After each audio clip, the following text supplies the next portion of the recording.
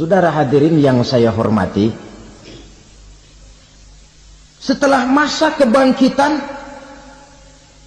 itu jangan dikira begitu bangkit langsung diperiksa, masih menunggu menanti ribuan tahun perhitungan padang mahsyar untuk sampai kepada proses yang disebut yaumul hisab, hari perhitungan. Seorang demi seorang bakal dipanggil. Bayangkan saja, kita se-RT saja di absen, kadang-kadang perlu waktu lama. Ini manusia sejak zaman Nabi Adam sampai datang hari kiamat, satu demi satu disidang di hadapan Qadhi Rabbul Jalil. Status sosial copot sudah waktu itu. Yang pernah jadi hartawan di situ tidak lagi kelihatan kehartawanannya. Yang pernah jadi jenderal tidak lagi dipanggil jenderalnya, yang ustadz tidak lagi dipanggil al-mukarramnya. Seluruh status sosial selesai. Dipanggillah kita seorang demi seorang menghadap Qadhi Rabbul Jalil. Bagaimana proses penghisaban itu? Pertama, proses tanya jawab. Di antaranya ada hadis menyatakan, lan tazula qadama 'abdin yaumal qiyamah hatta yus'ala an arba'i khisalin. Besok di hari kiamat tidak akan bergeser telapak kaki seorang hamba sampai dia ditanya lebih dulu tentang 4 persoalan. Apabila datang kematian menimpa seseorang, datanglah kiamat baginya. Itu yang disebut dengan kiamat kecil. Hakikatnya mati adalah perpindahan dari kehidupan di dunia ini menuju kehidupan di alam barzakh. Menunggu kita di alam barzakh sampai datangnya saat kiamat. Entah 10 tahun, entah 100 tahun, entah 1000 tahun, hanya Allah saja yang maha tahu.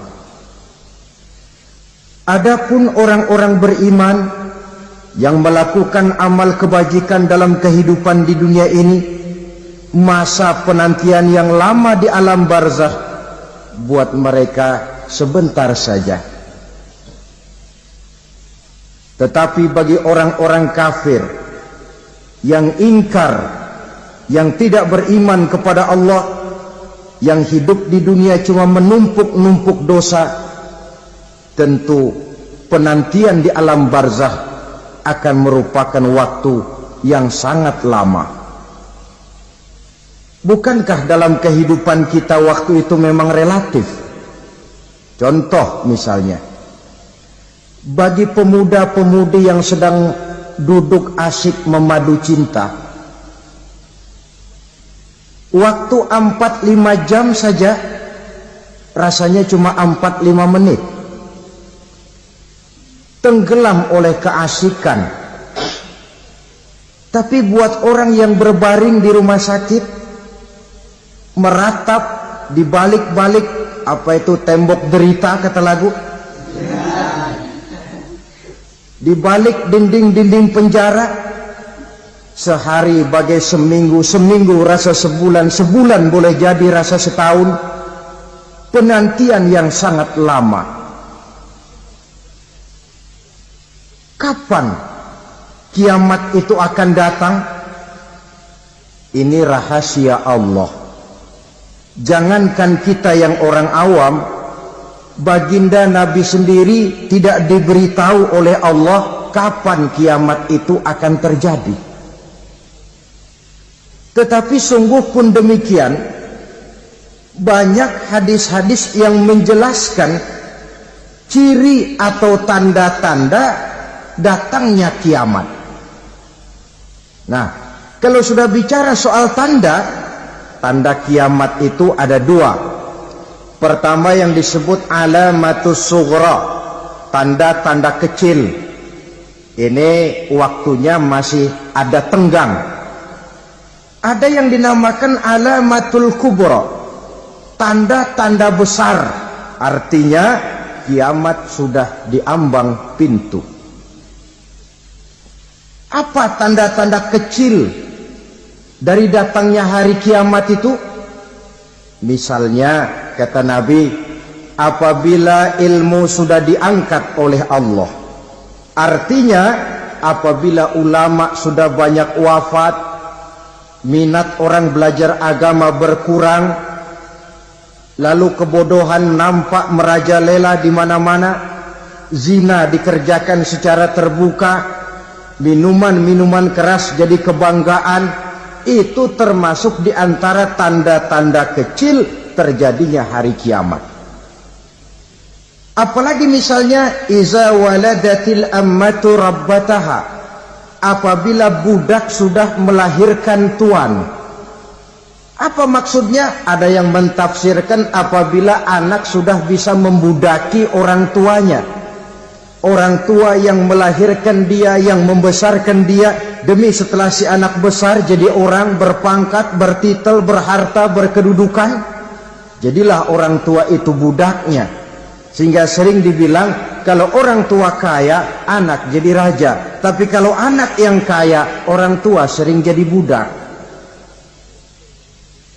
Apalagi munculnya fitnah yang bergelombang, timbul perang antara dua bangsa yang besar, waktu berjalan terasa sangat pendek sekali.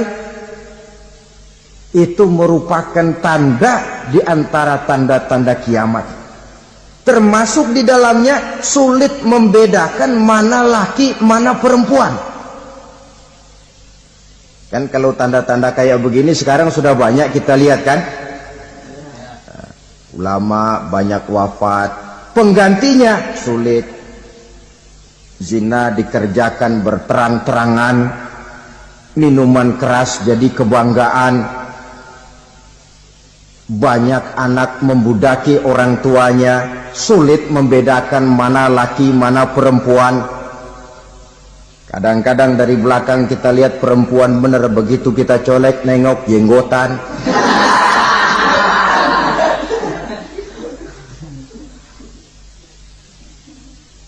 Ini termasuk tanda-tanda kecil. Masih ada tenggang sampai akan terjadinya kiamat itu. Nah, yang dimaksud dengan tanda-tanda besar, ini tanda besar artinya kiamat sudah diambang pintu. Pertama, matahari terbit dari sebelah barat. Apabila matahari sudah terbit dari arah sebelah barat, tertutuplah sudah pintu taubat. Bersabda Nabi kita, la taqumus sa'atu hatta tatlu'a syamsu min maghribiha.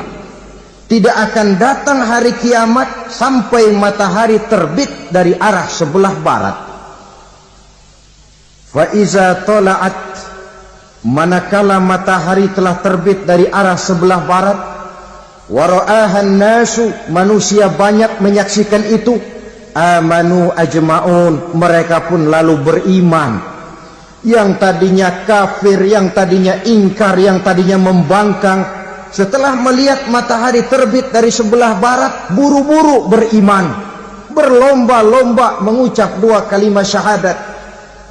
Tapi apa yang terjadi? Kata Nabi, wadzalika hina la yanfa'u nafsan imanuha lam takun amanat min qabl. Hari itu adalah hari yang iman sudah tidak berguna lagi bagi seseorang apabila sebelumnya memang dia tidak pernah beriman. Au kasabat fi imaniha khaira, atau beriman tetapi tidak pernah melakukan kebajikan di dalam keimanannya itu. Hari yang sudah kasib, hari yang sudah terlambat, beriman tidak akan ada gunanya lagi. Ini pelajaran buat kita. Sebelum sang surya terbit dari sebelah barat, sebelum nafas sampai di tenggorokan, artinya pintu taubat masih terbuka. Kalau dua hal itu sudah terwujud, nafas sudah sampai di kerongkongan atau matahari sudah terbit dari arah sebelah barat, tertutuplah sudah pintu taubat. Tak ada lagi gunanya pangkat, jabatan, harta, bahkan beriman pun dalam suasana macam itu.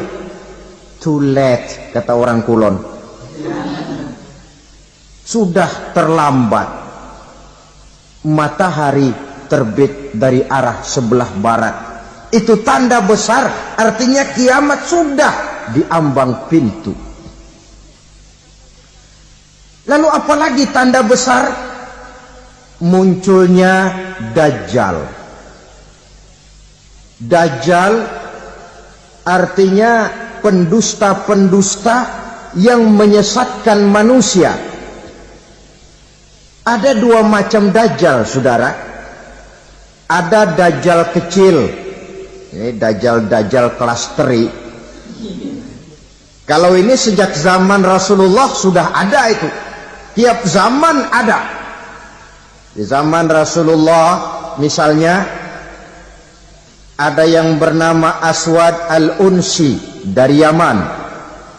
Ada yang namanya Musailamah al-Kazzab dari Yamamah. Ada yang namanya Ibnu Sayyad dari Madinah. Ini Dajjal di zaman Rasul. Musailamatul Kazzab memproklamirkan diri jadi nabi dia. Di zaman Rasul masih hidup.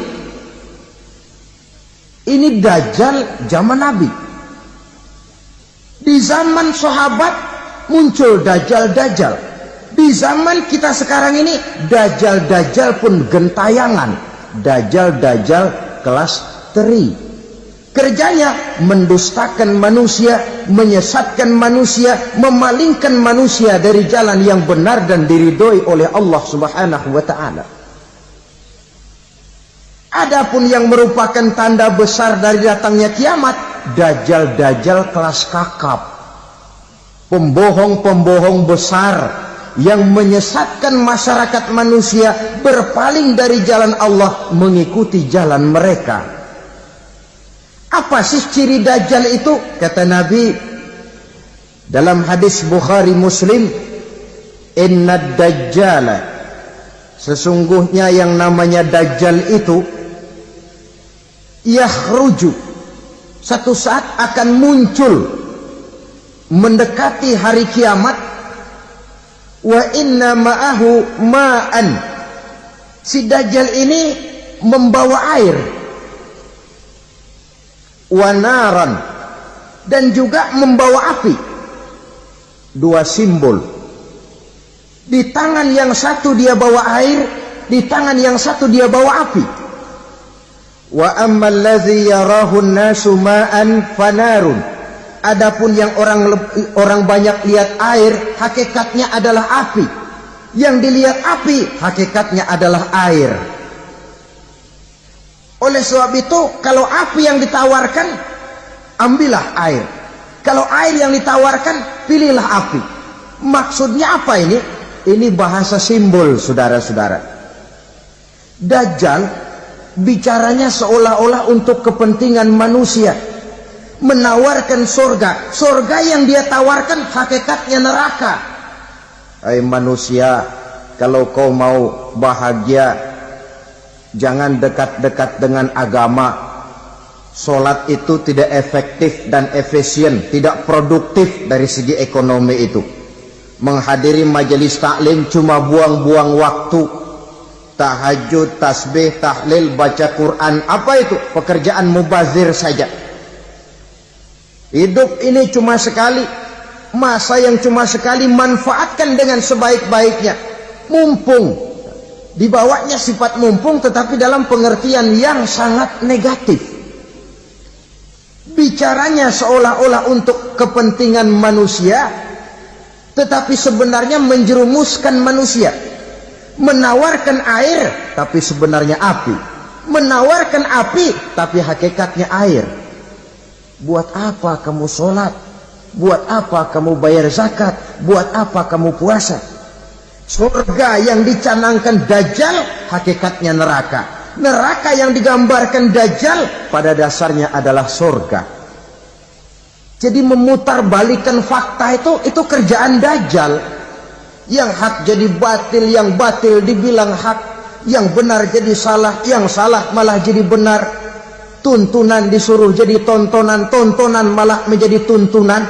Itu pekerjaan Dajjal profesinya. Zamannya Nabi Adam, Dajjalnya kan iblis. Betul? Betul. Apa sih dan kerayuan iblis itu? Allah setelah menciptakan Nabi Adam kan bilang, Adam, kau dan istrimu Hawa tinggal di surga ini. Seluruh fasilitas yang ada di surga persilahkan kau nikmati. Satu yang tidak boleh, jangan coba-coba dekati pohon khuldi. Dekat saja jangan, apalagi sampai memetiknya. Datang Dajjal yang namanya iblis ini. Adam, kamu tahu nggak kenapa tidak boleh makan buah khuldi? Ya nggak tahu, pokoknya saya dilarang. Bodoh kamu, Dam.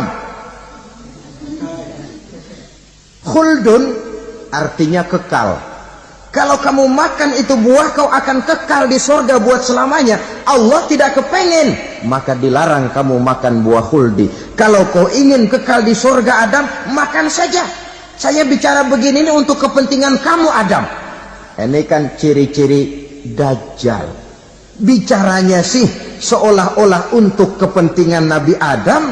Hakikat sebenarnya menjerumuskan Nabi Adam supaya ingkar dan melanggar larangan dari Allah Subhanahu wa ta'ala. Jadi setelah muncul Dajjal, timbul kekacauan-kekacauan di masyarakat. Banyak yang terpengaruh, terpedaya dan terpesona. Termasuk mereka yang memproklamirkan diri jadi nabi. Mereka yang memproklamirkan diri jadi rasul di zaman sesudah Rasulullah wafat, itu adalah Dajjal.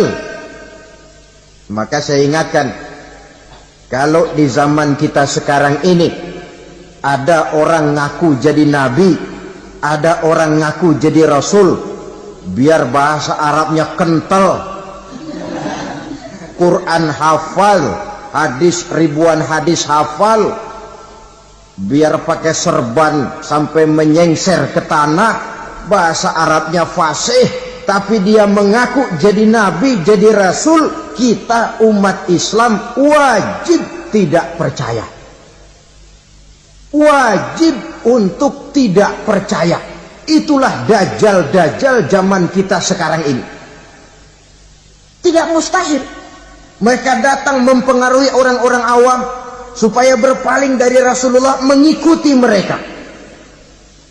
Nah, di akhir zaman nanti, mendekati hari kiamat, Dajjal ini muncul, Dajjal kelas kakap, menyesatkan masyarakat manusia untuk berpaling dari Islam, mengikuti seruan mereka. Apalagi di antara datangnya kiamat itu, tanda yang besar itu, turunnya Nabiullah Isa Al-Masih, putra Maryam. Menurut berbagai hadis yang sahih, Nabi Isa Al-Masih nanti akan turun lagi. Tidak membawa risalah yang baru, tapi meluruskan risalah Islam ini yang telah banyak ditinggalkan oleh masyarakat. Bahkan ada hadis menjelaskan beliau akan membunuh Nabi, mematahkan kayu-kayu salib, lalu melaksanakan haji dan umrah mengikuti syariat Nabi Muhammad, bukan membawa agama baru. Menjadi semacam mujaddid, reformer, menyelamatkan manusia dari bisikan Dajjal. Bahkan ada riwayat yang menjelaskan bahwa Nabi Isa berhasil mengalahkan Dajjal, mengembalikan masyarakat manusia kembali kepada ajaran Islam yang datang dari Allah, dibawa oleh Rasulullah Sallallahu Alaihi Wasallam.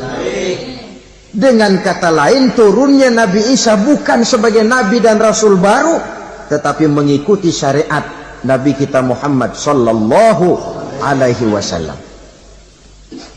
Saudara hadirin, ibu-ibu hadirat yang saya hormati, kemudian apalagi di antara tanda-tanda besar akan datangnya kiamat itu?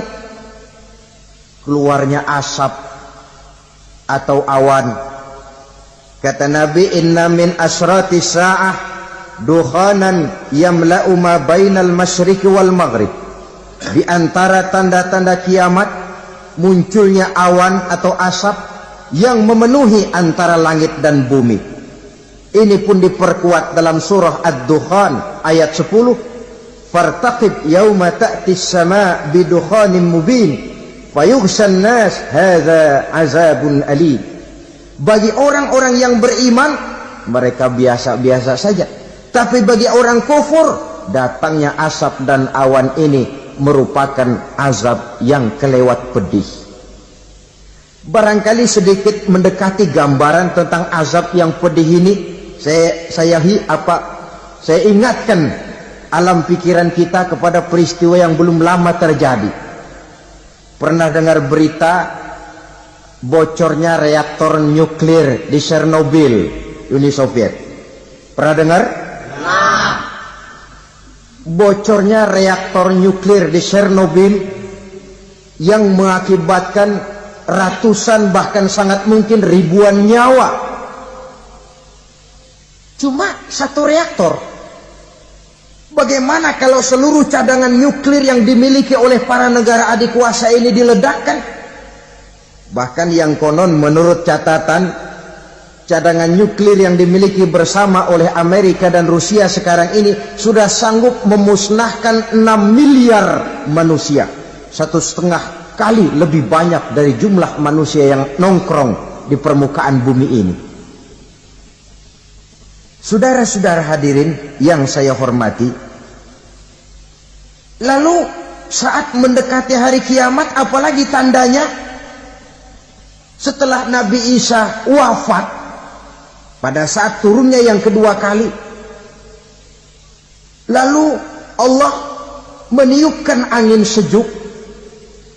Semua orang-orang beriman, orang-orang baik wafat, sehingga penghuni bumi ini cuma tinggal lagi terdiri dari orang-orang kafir. Tidak ada lagi di bumi ini yang bisa mengucapkan Allah. Sehingga dalam hadis qudsi itu ada keterangan, Innallaha azza wa jalla yaqulu li Israfil. Allah pernah pesan kepada malaikat Israfil.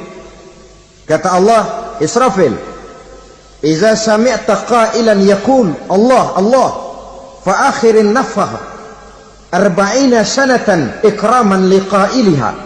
Hai Israfil, apabila kau dengar di permukaan bumi masih banyak orang yang mengucapkan Allah Allah, maka tunda sangkakala kiamat itu 40 tahun. Untuk apa? Ikraman liqailiha, menghormati orang yang mengucapkan Allah Allah itu. Wah, jadi karena sekarang masih banyak yang mengucapkan Allah, besar hatilah kita, masih jauh kiamat itu. Tapi jangan lupa, kiamat pribadi, kiamat kecil itu yang gak kita sangka-sangka. Ajal datang mencabut nyawa, itu kiamat pribadi.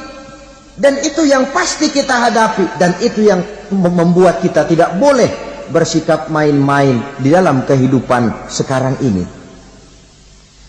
Saudara hadirin yang saya hormati, tidak ada lagi orang-orang muslim. Seluruh penduduk dunia ini kafir. Lalu terciptalah struktur sosial yang berlandaskan prinsip hidup semau gue.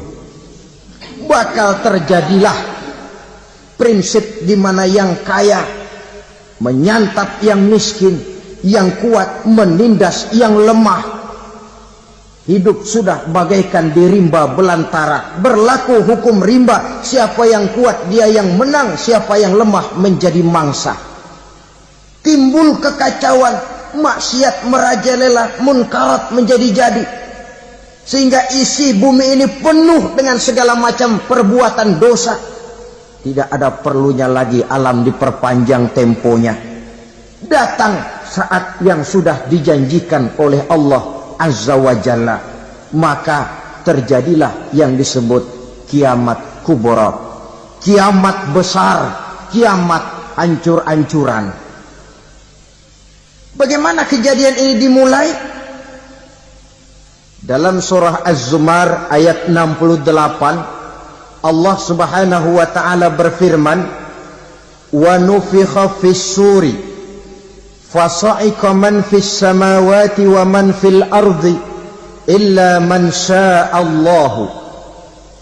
Maka manakala ditiuplah sangkakala, terkejutlah seluruh yang ada di langit dan seluruh yang ada di bumi. Bila saat kiamat datang, Allah perintah malaikat Israfil, Israfil, tiup sangkakalamu. Ditiuplah sangkakala oleh malaikat Israfil. Yang akibat daripada tiupan itu, seluruh yang ada di langit, seluruh yang ada di permukaan bumi terkejut. Yang ada di langit siapa? Malaikat kan.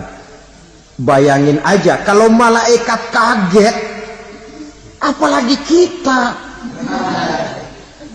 Terkejut seluruh makhluk yang ada di bumi, yang ada di langit mendengar suara sangkakala itu.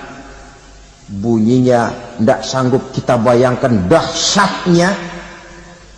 Ledakan nuklir, ledakan neutron, belum apa-apa ketimbang bunyi sangkakala malaikat Israfil ini. Nah, lalu mendengar bunyi sangkakala ini, gemparlah makhluk, kacaulah alam.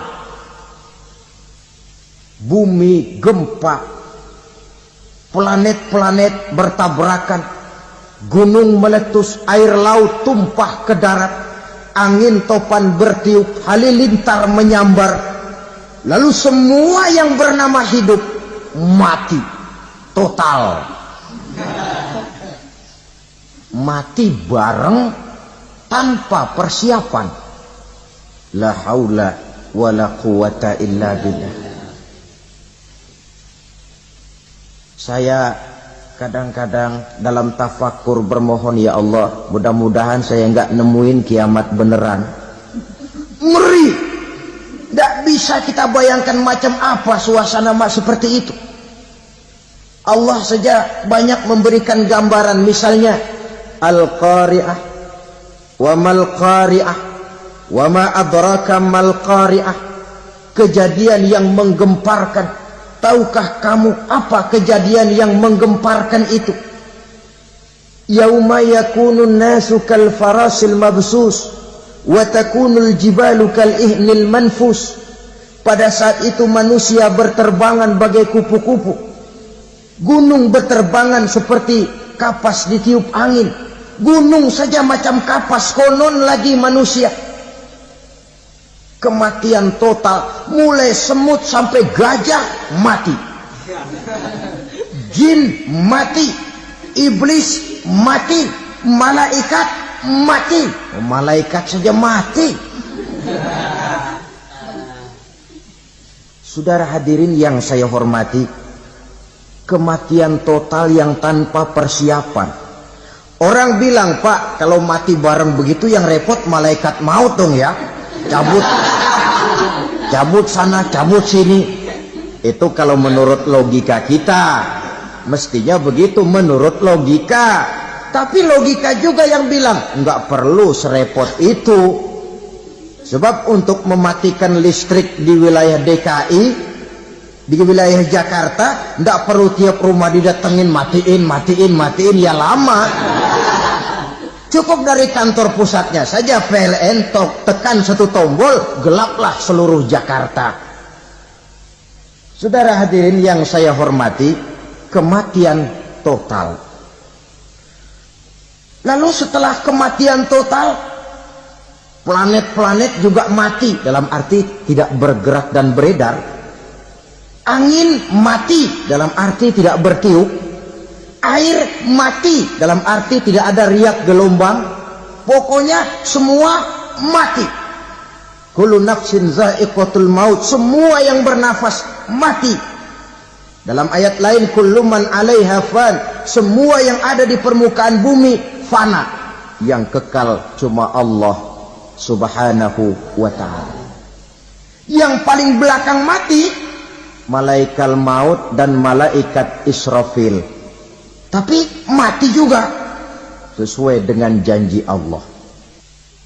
Menurut hadis Bukhari Muslim dari Abi Hurairah, masa tenggang waktu antara kematian total pada tiupan sangkakala pertama dengan proses kebangkitan pada tiupan sangkakala kedua 40 lamanya.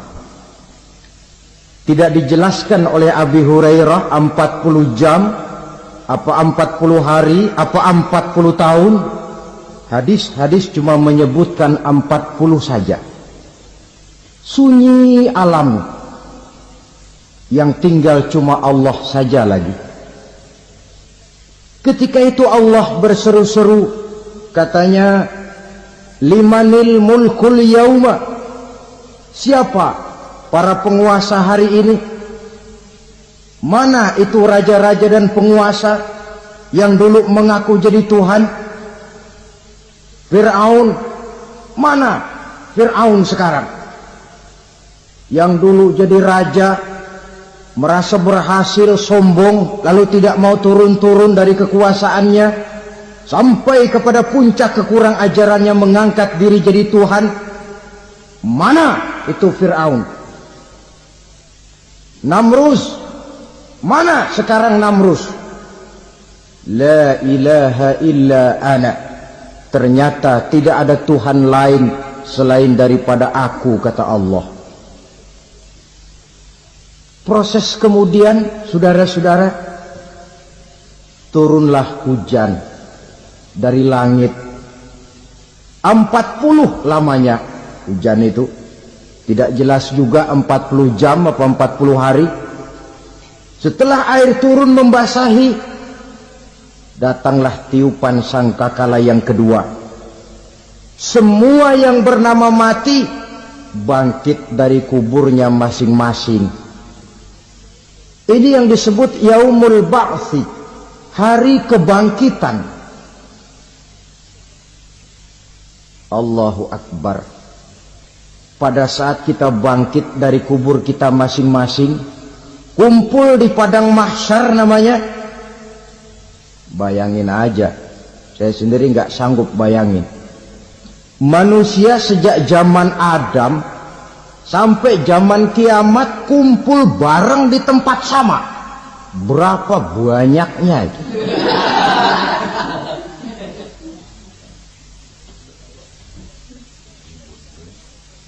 Dan yang luar biasa menurut satu riwayat, pada saat bangkit itu, Masya Allah, roman muka kita berubah,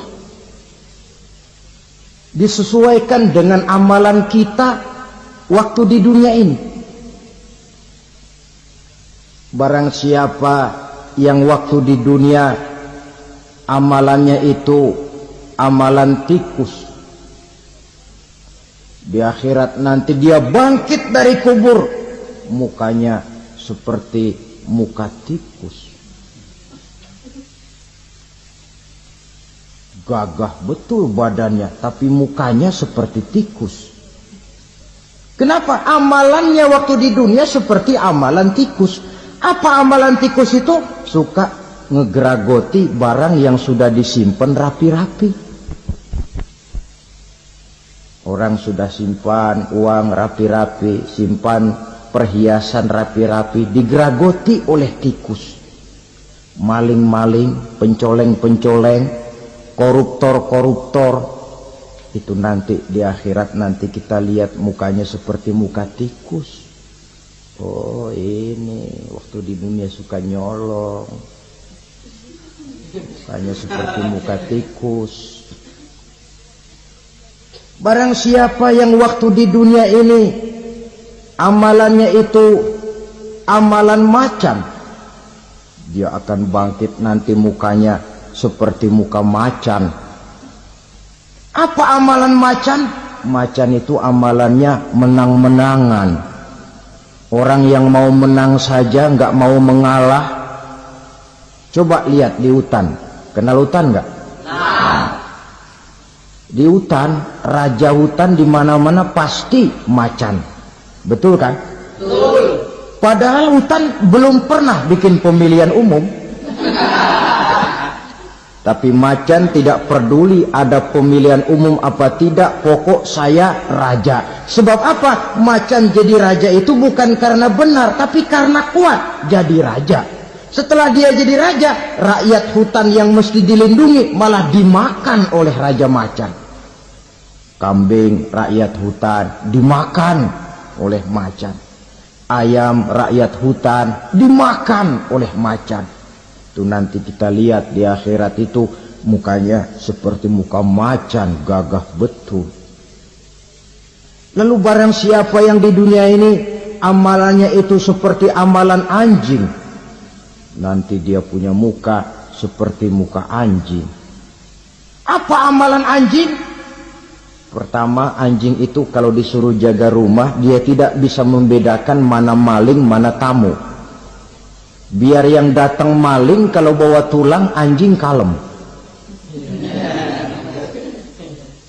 Yang kedua, anjing itu akan setia kepada siapa saja yang memberinya roti. Siapa yang memberinya roti, itulah majikannya. Apa kata majikannya, pasti dia laksanakan. Soal benar atau salah, dia tidak peduli. Setelah anjing dapat roti, dia tidak punya pilihan lain kecuali bilang, abdi mah kumaha juragan wae ayeuna mah.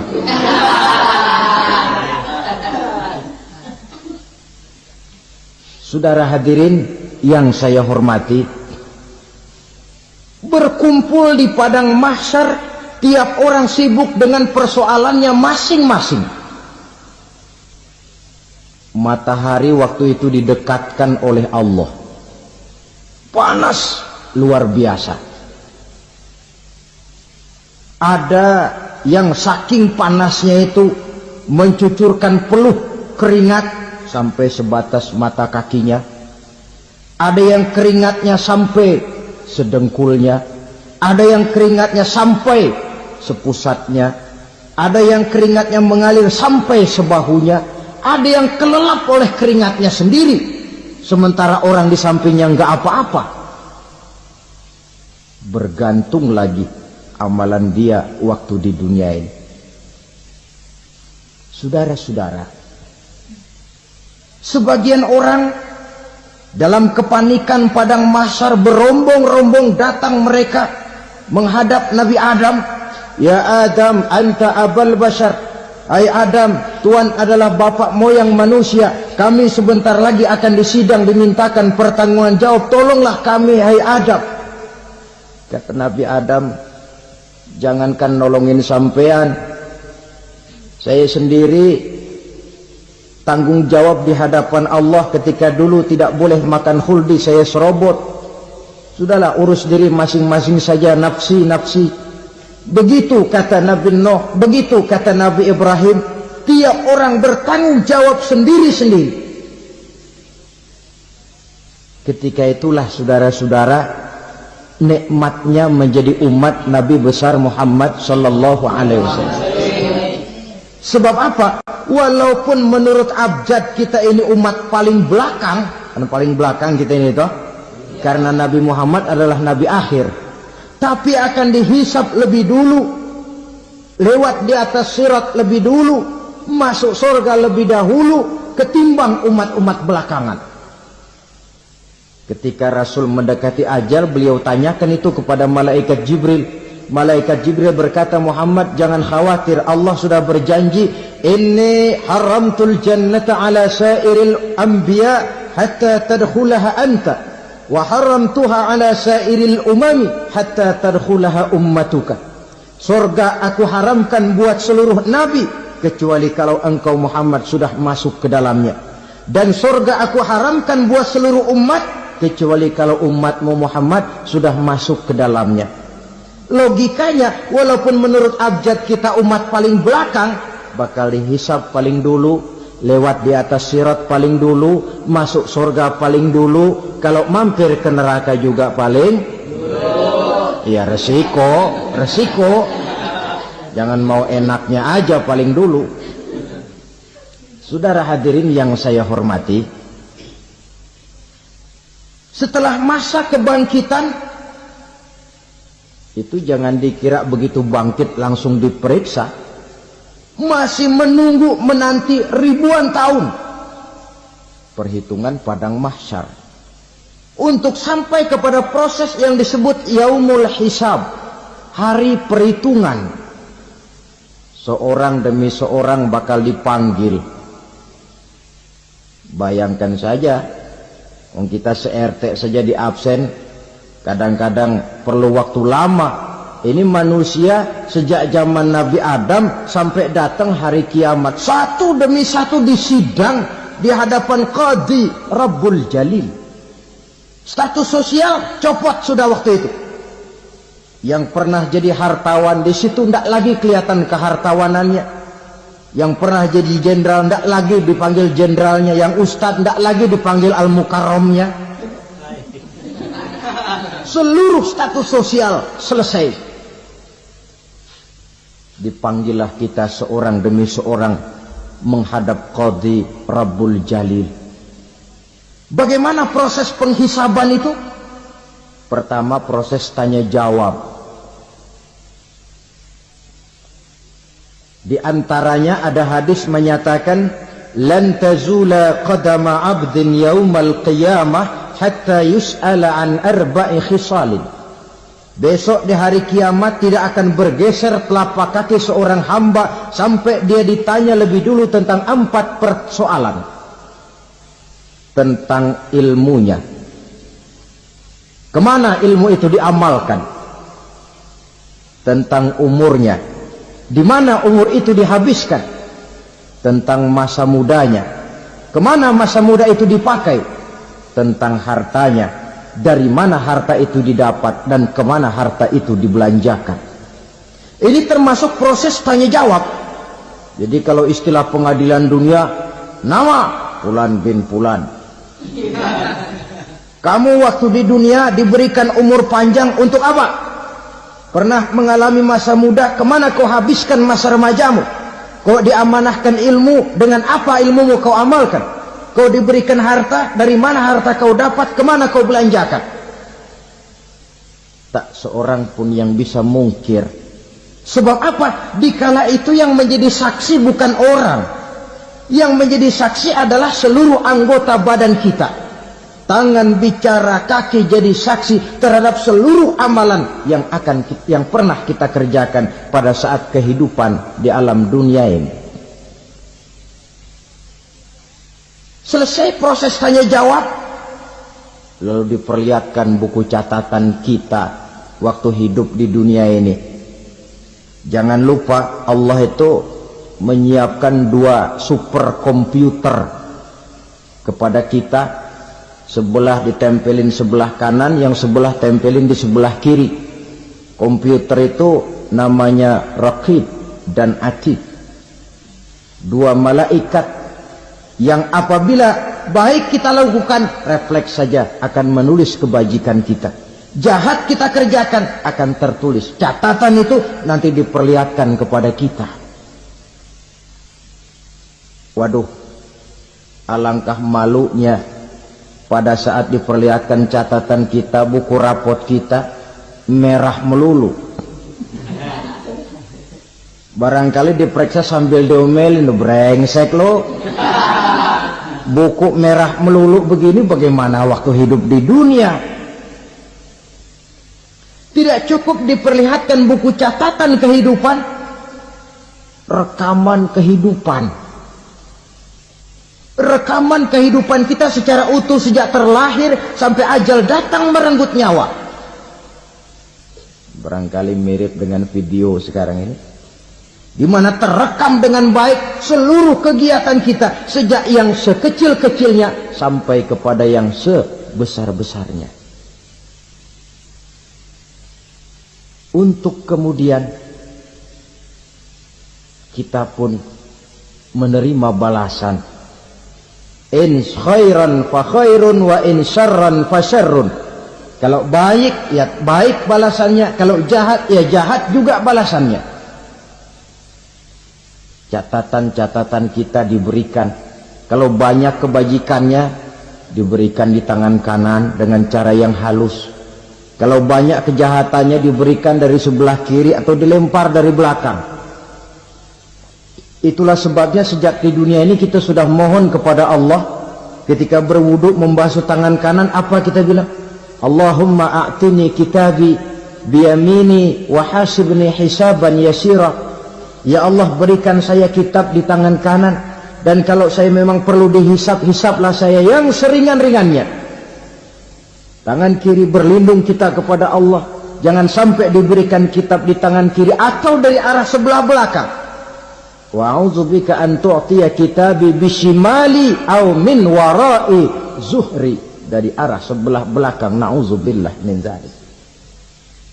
Setelah selesai lewat proses penghisaban, lewat mizan, timbangan, maka yang sudah selesai dihisab itu bergeraklah menuju sirat, jembatan yang terbentang menuju surga melalui neraka.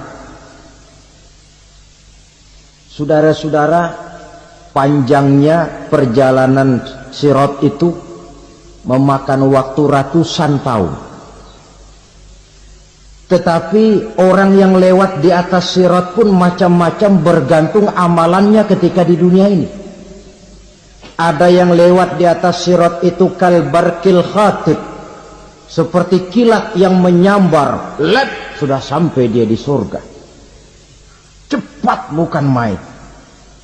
Ada yang lewat di atas sirat itu seperti orang lari-lari. Ada yang lewat di atas sirat itu seperti orang jalan biasa.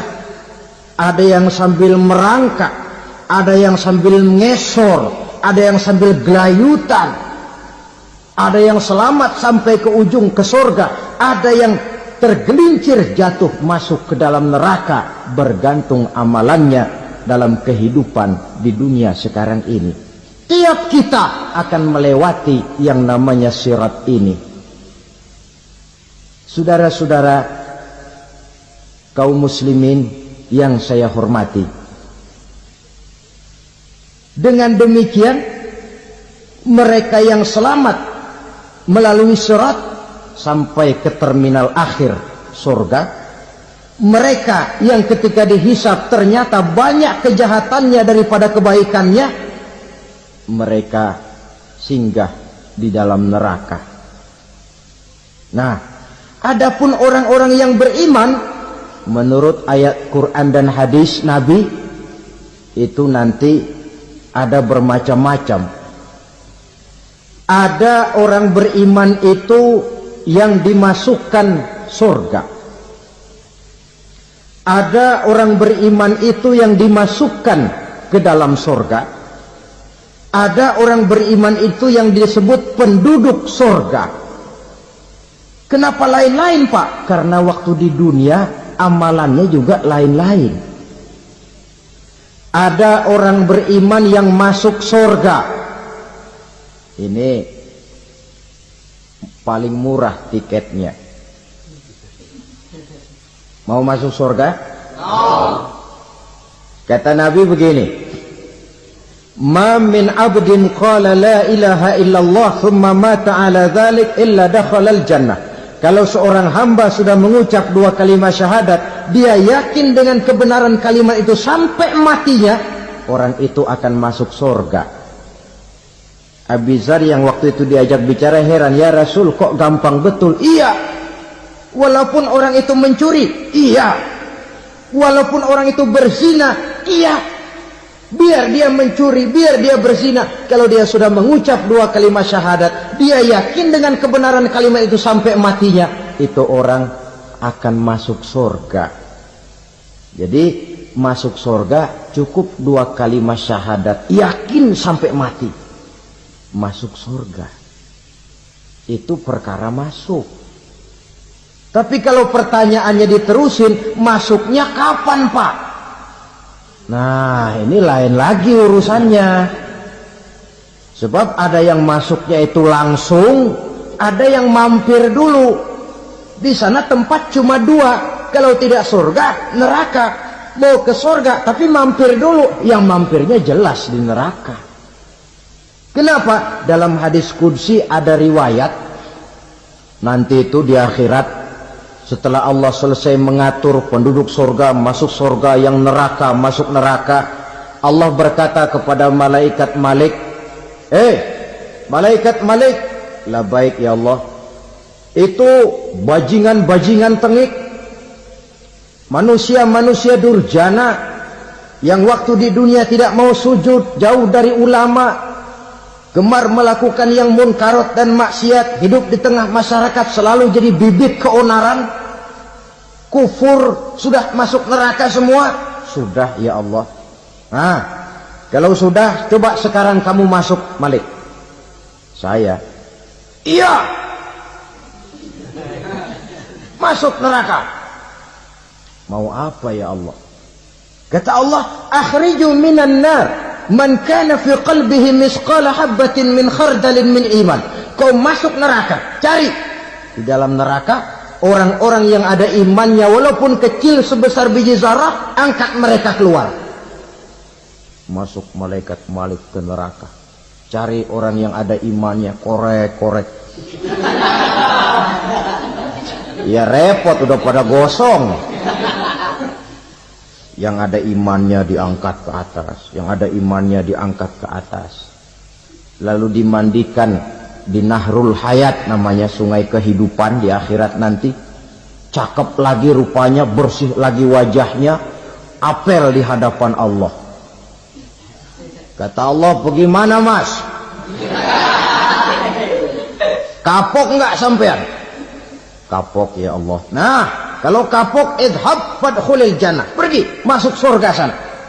Berangkat mereka ke surga, ketemu sama teman-temannya yang udah sampai lebih dulu, yang nggak pakai mampir lagi. Terjadi dialog. Kata teman-temannya yang udah pada nyampe duluan, mas, iya, emang baru sampai? Saya baru sampai. Memang mampir di mana dulu mas? Kita sudah lama sampai di surga. Saudara buka surah Al-Muddathir ayat 34-35. Ma salakakum fis saqar? Kenapa kamu mampir di neraka Saqar? Qalu lam naku minal musallin. Mereka menjawab, kami mampir di neraka Saqar mas, gara-gara dulunya kami waktu di dunia tidak pernah sholat. Tidak pernah sholat? Tidak pernah. Kan rumahnya dekat masjid, cuma dekat doang mas. Sholat mah enggak saya. Enggak pernah ngasih makan fakir miskin, enggak pernah hadir di majelis taklim, pendeknya enggak pernah melakukan kebajikan. Maka saya pun mampir di neraka Saqar. Untung betul saya punya iman mas, sedikit. Waktu hidup di dunia dulu saya pernah mengucap 2 kalimat syahadat. Sekali-kalinya waktu mau kawin. Masya Allah. Untung saja kawin. Kalau nggak kawin polos.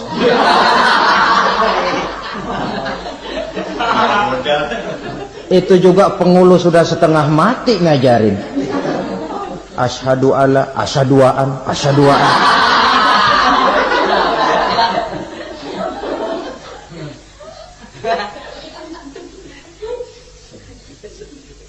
Ini namanya masuk surga, ada mampir dulu. Ada pula orang mukmin itu yang dimasukkan surga. Namanya dimasukkan kan terima beres.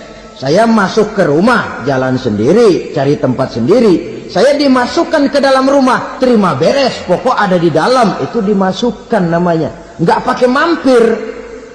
Tapi tentu tiketnya lebih mahal ketimbang yang pertama tadi. Apa kata Allah? Innal ladzina amanu wa amilus salihat la ukaffiranna anhum sayyi'atihim wa la udkhilannahum jannah. Sesungguhnya orang-orang yang beriman kemudian beramal soleh, kami hapuskan segala dosa dan kesalahannya, kami masukkan mereka ke dalam surga. Lihat ayatnya. Allah yang memasukkan, kita yang dimasukkan. Tidak pakai transit, tidak usah mampir. Cuma tidak cukup syahadat, tidak cukup amanu, tapi diiringi dengan wa'amilus salih. Iman, amal. Tidak cukup syahadat, lalu dibuktikan dia sholat, dia zakat, puasa, lalu dia melakukan berbagai macam kebajikan. Ini yang menyebabkan dia tidak pakai mampir di tempat yang bernama Saqar. Lalu ada pula orang mukmin itu yang disebut penduduk surga. Wah, ini sudah VIP ini. Ashabul jannah, penduduk surga. Siapa mereka? Kata Allah, innal ladzina amanu summa istaqamu Fala khaufun 'alaihim wa la hum yahzanun. Ulaika ashabul jannah hum fiha khalidun. Sesungguhnya orang-orang yang beriman lalu istiqamah tetap dalam melaksanakan perintah Allah, tidak goyang, tidak labil tapi stabil, istiqamah, mereka tidak takut dan tidak bersedih hati. Merekalah penduduk sorga. Iman, istiqamah. Tidak punya duit, sembahyang. Banyak duit, sembahyang. Miskin, sembahyang. Kaya, tetap sembahyang. Istiqamah. Kadang orang kalau susah rajin ke masjid, banyak duitnya ngelihat masjid melengos. Itu yang dibilang waktu miskin hamba Allah, setelah kaya jadi hamba harta. Bergeser, tidak ada nilai istiqomahnya. Saudara-saudara, dengan begitu penduduk neraka itu dua. Ada penduduk permanen, ada penduduk yang semi permanen.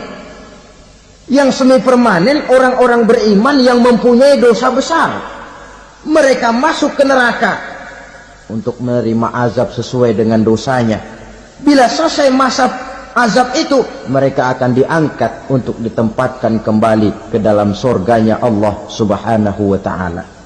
Nah, dikala itulah saudara-saudara ada yang disebut syafaat dari Rasulullah Sallallahu Alaihi Wasallam.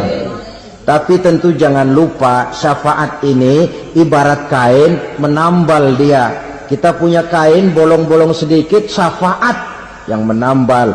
Solat kita ada kurang dikit, sedekah kita ada campur riak dikit, amalan kita ada tidak karena Allah dikit. Kita berharap syafaat. Jadi biarlah kain masih bolong-bolong, yang penting punya kain. Tapi kalau kainnya tidak ada, yang ditambal apanya? Sholat tidak, puasa tidak, zakat tidak, berharap syafaat saja. Ya, terlalu berlebihan itu. Saudara hadirin yang saya hormati, apabila selesai proses penghisaban, proses penghitungan, maka dikala itulah manusia terbagi dalam dua kelompok besar. Fariqun fil jannah wa fariqun fis sa'ir. Sekelompok orang-orang beruntung yang masuk ke dalam surga, dan sekelompok lagi masuk ke dalam neraka. Akan memakan waktu untuk menceritakan sifat surga dan neraka, tapi insya Allah pada kesempatan pertemuan lain saya sampaikan. Namun sebagai gambaran umum cukuplah saya sampaikan sebuah hadis qudsi. Allah jelaskan, a'dadtu li'ibadiyas salihin ma la 'ainun ra'at wa la uzunun sami'at wa la khatara fi qalbil bashar. Aku sediakan buat hamba-hambaku yang soleh, yang tidak pernah terlihat oleh mata, tidak pernah terdengar oleh telinga, dan belum pernah terdetik dalam hati manusia. Jadi kenikmatan surga belum pernah dilihat mata, belum pernah didengar telinga, belum pernah terdetik dalam hati. Pedihnya azab neraka belum pernah terlihat mata, belum pernah terdengar telinga, belum pernah terdetik dalam hati. Saudara hadirin yang saya hormati, oleh karena itu sebagai uraian akhir daripada kiamat ini, marilah sama-sama kita memanfaatkan hidup dengan sebaik-baiknya supaya jangan timbul penyesalan di hari kemudian nanti. Saudara-saudara kaum muslimin rahimakumullah, maksud utama daripada diutusnya Rasulullah sallallahu alaihi wasallam ke alam ini tidak lain adalah untuk memperbaiki akhlak manusia.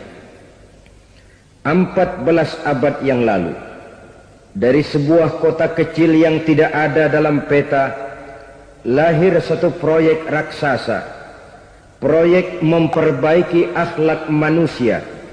Di tengah-tengah dunia pada ketika itu, Eropa masih biadab, Afrika belum dikenal orang, Asia sungguh sangat terbelakang, dan semenanjung Arabia dari berbagai aspek kehidupannya dikenal sebagai masyarakat jahiliyah.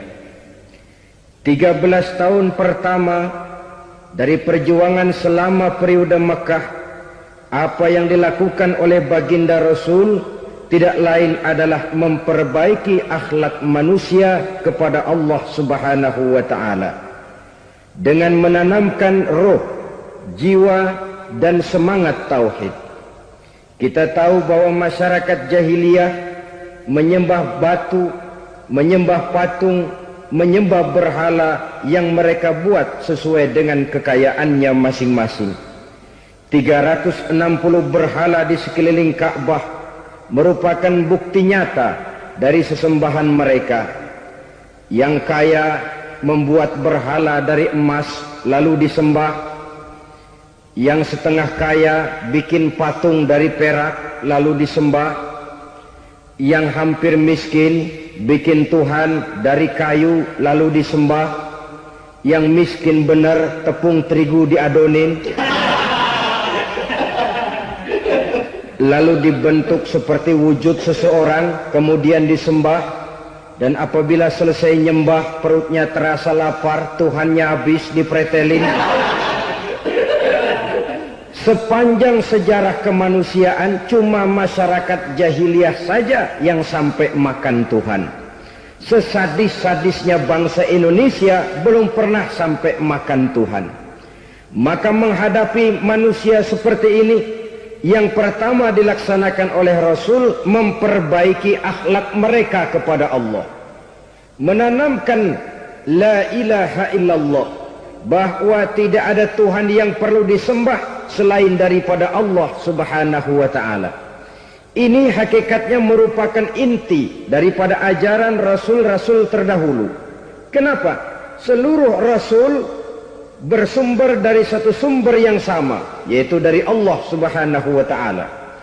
Maka prinsip ajaran ketuhanan yang mereka bawa tentu saja sama. Nabi Adam mengajarkan la ilaha illallah, Nabi Nuh mengajarkan la ilaha illallah, cuma tentu sambungannya Nuh Rasulullah. Nabi Ibrahim mengajarkan la ilaha illallah, Ibrahim Rasulullah. Nabi Musa mengajarkan la ilaha illallah, Musa Rasulullah. Bahkan Nabi Isa mengajarkan la ilaha illallah, Isa Rasulullah. Dan Nabi Muhammad mengajarkan la ilaha illallah, Muhammadur Rasulullah. Akhlak manusia kepada Allah dengan menanamkan tauhid. Jadi kalau ingin berakhlak yang benar kepada Allah, jaga tauhid, pegang teguh akidah. Saudara-saudara kaum muslimin rahimakumullah, lawan daripada tauhid adalah kufur. Kufur bisa dua, bisa kufur iman, bisa kufur nikmat. Kufur itu sifatnya, kafir itu orangnya. Ada orang kufur iman, dan ini merusak akhlak kepada Allah Subhanahu wa ta'ala. Kufur iman itu kadang-kadang bentuknya syirik, orangnya disebut musyrik. Kufur iman itu kadang-kadang bentuknya nifaq, orangnya disebut munafik. Kufur iman itu kadang-kadang bentuknya riddah, orangnya disebut murtad. Ini merupakan jenis daripada kufur-kufur iman dan tergelincirnya manusia daripada akhlak kepada Allah Subhanahu wa ta'ala. Benar, di zaman sekarang kita tidak menyembah berhala. Memang di zaman sekarang kita tidak menyembah patung. Iya, kita tidak berkeyakinan Tuhan lebih dari satu. Tapi kadang-kadang akhlak kita kepada Allah sering lentur dan luntur, sering bergoyang dan tergoncang, sering kena erosi dan polusi. Bahwa kita tidak menyembah Latta, Uzza, Manat dan Hubal seperti masyarakat jahiliyah dahulu, memang. Tapi Latta zaman sekarang, Uzza zaman sekarang, Manat dan Hubal di zaman sekarang, berhala-berhala di abad kita sekarang ini, kadang-kadang bernama harta, kadang-kadang bernama wanita, kadang-kadang bernama tahta, mungkin juga bernama Toyota. sesuatu yang lebih kita agungkan daripada Allah, menjelmalah dia menjadi berhala-berhala di zaman kita sekarang ini. Manakala kita di kantor sudah lebih takut kepada kepala bagian kita daripada kepada Allah, maka Tuhan kita barangkali adalah kepala bagian kita. Manakala kita sudah lebih takut kepada manusia daripada kepada Allah, bergeserlah akhlak kita kepada Allah, mengagungkan manusia dan menomorduakan Allah. Maka di zaman sekarang akhlak kita kepada Allah sering kena erosi, sering kena polusi. Mungkin karena sulitnya lapangan kerja, tingginya tensi ekonomi, persaingan hidup yang makin tajam, sulitnya mencari lapangan kerja, orang kadang-kadang nekat, sedikit pertimbangan picik, pandangan, mudah melakukan potong kompas, sehingga terjadilah perbuatan-perbuatan yang memelencengkan akhlak kita kepada Allah Subhanahu wa ta'ala. Kadang-kadang terjebak mempercayai selain daripada Allah. Kadang-kadang terjebak di dalam mengagungkan yang selain daripada Allah lebih dari yang seharusnya.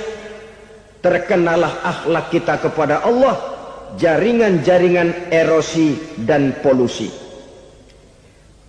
Kufur sebagai lawanan daripada tauhid merupakan sifat daripada orang yang tidak berakhlak kepada Allah. Bentuknya pertama bisa syirik. Syirik itu artinya meyakini ada Tuhan lain selain daripada Allah. Itu yang namanya syirik. Jadi percaya Tuhan ada, cuman Tuhannya kelebihan. Itu yang disebut syirik, dan itu merupakan cerminan dari akhlak yang rusak kepada Allah Subhanahu wa ta'ala. Berkeyakinan Tuhan lebih dari satu, berkeyakinan bahwa Tuhan itu beranak atau diperanakkan, atau mengagungkan sesuatu sama dengan Allah, atau menjadikan yang selain Allah sebagai tujuan akhir daripada perjalanan kehidupan ini, maka itu sudah terjebak kita dalam musyrik. Dan syirik satu dosa yang tidak berampun. Bahasa kasarnya, yang namanya syirik itu jenis bapak moyangnya dosa. Saudara-saudara, sebab itu saya pesan, kalau memang terpaksa, biasanya yang tinggal di kota-kota besar itu kalau tidak kepengen dosa kan susah. Kalau terpaksa harus bikin dosa, cari yang kecil-kecil saja, yang kira-kira taubatnya gampang. Umpamanya pulang sholat Jumat nukar sendal, umpama, yaitu jelas dosa. Tapi dosa yang taubatnya agak mudah. Jangan sampai terjebak ke dalam syirik, menyekutukan Allah. Kalau sudah menyekutukan Allah, Allah dimadu, murka benar Allah kepada kita. Innallaha la yaghfiru ayyushraka bih wa yaghfiru ma duna dzalika liman yasha. Allah tidak akan memberi ampun kepada orang yang menyekutukannya dengan sesuatu, tapi Allah mau mengampunkan dosa yang selain itu bagi orang yang dikehendakinya. Jadi orang-orang yang sudah terjebak syirik, menyekutukan Allah, meyakini ada Tuhan lain selain daripada Allah, meyakini Tuhan beranak atau diperanakkan, bagaimanapun baiknya mereka di dunia, bagaimanapun sosial jiwanya, bagaimanapun pemurah tangannya memberikan santunan dan pertolongan kepada orang lain, kalau sudah syirik, seluruh nilai kebaikannya akan tidak ada gunanya lagi, karena tidak ada tempat nilai kebaikan itu bergantung. Sedangkan kita berbuat baik agar diterima oleh Allah. Kalau Allahnya marah kepada kita, siapa yang akan menerima nilai kebaikan itu sendiri? Ini bentuk yang pertama. Yang nyata-nyata menyembah berhala, syirik. Yang nyata-nyata beriktikad Tuhan lebih dari satu, syirik. Atau yang tersamar. Yang tersamar itu yang sering jadi penyakit kita. Saya sejak ada perkutut ini di rumah, perkutut, Saudara-saudara, yang merusak akhlak kepada Allah, yang merusak tauhid setelah syirik, bisa juga berbentuk nifak. Nifak itu sifatnya, orang yang punya sifat nifak disebut munafik. Asal katanya dari nafakun. Nafakun itu satu lubang yang punya dua muka, seperti goa, ada tempat masuk, ada tempat keluar. Maka munafik orang yang punya dua muka. Kalau bahasa kita, pandai bermain minyak di atas air. Manis jika berhadapan, balik belakang lain bicara. Sehingga apa yang dinamakan nifak, kata Imam Ali Al-Jurjani dalam kitab ta'rifatnya, izharul imanu bil lisan wa kitmanul kufri bil qalbi. Menyatakan, menampakkan iman dengan lidahnya, tapi menyembunyikan kekafiran dalam hatinya. Dengan kata lain, lidahnya mah iman, hatinya mah kafir. Padahal hati itu yang dilihat, padahal hati itu yang dinilai. Kenapa lidahnya mengaku iman? Ya mungkin karena kepepet, mungkin karena kepentingan, mungkin karena ingin mencari kelemahan orang, lalu dia pura-pura beriman. Tapi sesungguhnya hatinya kufur. Ini merupakan penyakit munafik. Dan terus terang, menghadapi orang munafik jauh lebih berat daripada menghadapi orang kafir. Kenapa? Munafik ini kan musuh dalam selimut. Mau dibilang musuh nyata-nyata, apalagi di zaman Rasul ya, ketika periode Madinah, berat sekali menghadapi orang munafik. Mau dibilang kafir, kalau ketemu assalamualaikumnya medok juga. Mau dibilang mukmin, di belakang ngegerundel, nyari-nyari penyakit, nyari-nyari lantaran, mencari-cari gara-gara. Kalau kafir jelas kafirnya, kalau musyrik jelas musyriknya. Tapi munafik, di depan kita dia mengaku beriman, di belakang kita dia caci maki kita. Maka demikian rupa watak orang munafik Allah benci betul. Sampai dalam Quran orang munafik itu divonis innal munafiqin fid darkil asfal minan nar. Orang-orang munafik di dasar jurang neraka yang paling bawah, keraknya neraka. Saudara-saudara kaum muslimin rahimakumullah. Sebab munafik sangat berbahaya. Membahayakan umat, membahayakan agama. Di depan kita mereka ngaku pura-pura beriman. Kalau pidato luar biasa, memuji agama setinggi langit, menampakkan seolah-olah dia orang yang dekat dengan agama. Saudara-saudara, agama penting, agama mutlak. Tapi yang ngomong begitu agamanya apa? Remeng-remeng. Cuma sekedar lipstick, cuma sekedar dekorasi, cuma sekedar kamuflase buat ngibuli orang lain.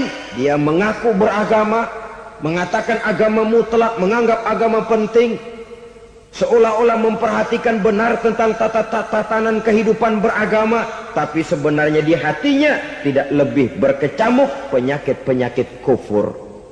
Maka sifat munafik ini termasuk menodai tauhid, artinya merusak akhlak kita kepada Allah Subhanahu wa ta'ala. Sifat yang ketiga yang juga merusak akhlak kita kepada Allah dinamakan riddah. Riddah itu sifatnya, orang yang punya sifat riddah disebut murtad. Murtad keluar dari Islam.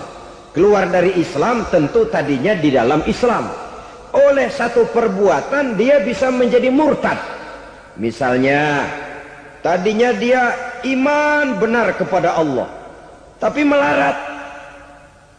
Kadang-kadang sehari masak, 3 hari libur. Akhirnya oleh kesulitan ekonomi dia tidak kuat. Ada yang menawarkan kebaikan, dibawain supermi, dibawain obat-obatan, diberikan beras. Goyah imannya. Keluar dia dari Islam, ikut agama orang yang memberikan pertolongan kepadanya, memilih kesenangan sebentar dengan mengorbankan kebahagiaan yang kekal. Maka orang semacam itu riddah sifatnya, murtad orangnya, keluar dari Islam.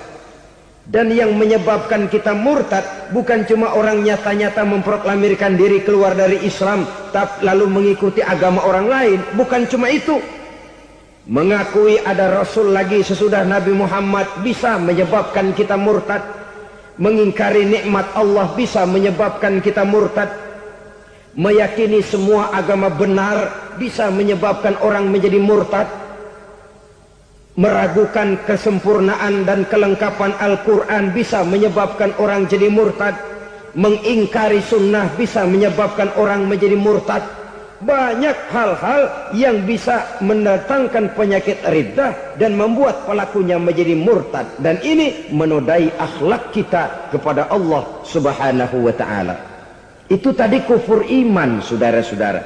Nyata-nyata mengingkari Allah, baik dalam bentuk syirik, nifak ataupun riddah. Kufur yang kedua dinamakan kufur nikmat. Apa itu kufur nikmat? Sitru nikmatil mun'im au ya'malu fi mukhalafatil mun'im. Menutup-nutup nikmat Allah atau melakukan perbuatan yang menentang, bertentangan dengan kehendak yang memberikan nikmat. Jadi kufur nikmat pertama, nutup-nutupin Tuhan. Tuhan jalingin. Duit lu banyak amat, dari mana? Gua kerja. Lalu kerjanya nomor satu. Orang yang berakhlak kepada Allah, dia akan menjawab, kamu uangnya kok banyak, dari mana? Rizki dari Allah. Caranya, saya kerja. Kerja itu cara, rizki itu dari Allah datangnya. Bukankah di zaman sekarang kita sering terpleset? Ini merupakan cerminan dari rapuhnya akhlak kita kepada Allah Subhanahu wa ta'ala. Karena usaha saya memang, karena saya peras keringat banting tulang, tentu. Tapi sadarkah kita bahwa sepanjang yang bisa kita lakukan cuma berusaha, peras keringat banting tulang, pergi pagi pulang sore? Tapi bisakah kita memastikan hasil usaha kita? Apalagi yang paling dekat, misalnya saja yang sungguh-sungguh di luar jangkauan kemampuan kita, soal rizki, soal jodoh, soal maut. Kitakah yang mengatur? Kitakah yang menentukan? Subhanallah. Manusia sungguh tidak berdaya menghadapi tiga hal paling pokok ini. Rezeki, kita cuma bekerja. Kitakah yang menentukan? Tidak. Kita berusaha saja, rezeki belum pasti dapat. Apalagi kalau kita tidak berusaha. Jangan terjebak dalam fatalisme. Belum perang udah nyerah. Emang dasar rezeki datangnya dari Tuhan, gak usah kerja, dan ntar juga kalau dia datang. Dari mana datangnya? Kerja saja belum tentu dapat rezeki, apalagi kalau tidak kerja. Yang jelas usaha perlu kepastian, itu urusan Allah. Ini akhlak kepada Allah Subhanahu wa ta'ala. Jodoh juga begitu. Kita berusaha, kita berupaya, Allah menghendaki lain, lain jadinya. Maut juga begitu. Siapa sih yang pengen ngadepi maut? Siapa sih yang pengen mati? Siapa sih yang pengen ketemu malaikat Israel? Tidak seorang pun kalau ditanya, kecuali mereka yang putus asa ya. Kalau otaknya masih normal, mau mati mesti belakangan dulu dari dikit. Tapi yang satu itu, saudara, kalau dia sudah datang, tenaga mana yang bisa menolak? Kalau dia sudah berkunjung, kekuatan mana yang bisa menghindar? Kalau dia sudah ingin bertemu, kemana kita bisa melarikan diri? Manusia sepanjang yang dia lakukan hanya berusaha, tapi kepastian, ketentuan dari Allah Subhanahu wa ta'ala. Orang yang kufur nikmat, nutup-nutupin Allah. Dia merasa rezekinya adalah mutlak peras keringatnya. Seolah-olah Allah nggak punya peranan apa-apa di situ. Oh, ini kan saya bisa rumah begini karena saya kerja keras. Oh, ini mobil saya begini, saya kerja keras. Peras keringat, banting tulang, keras.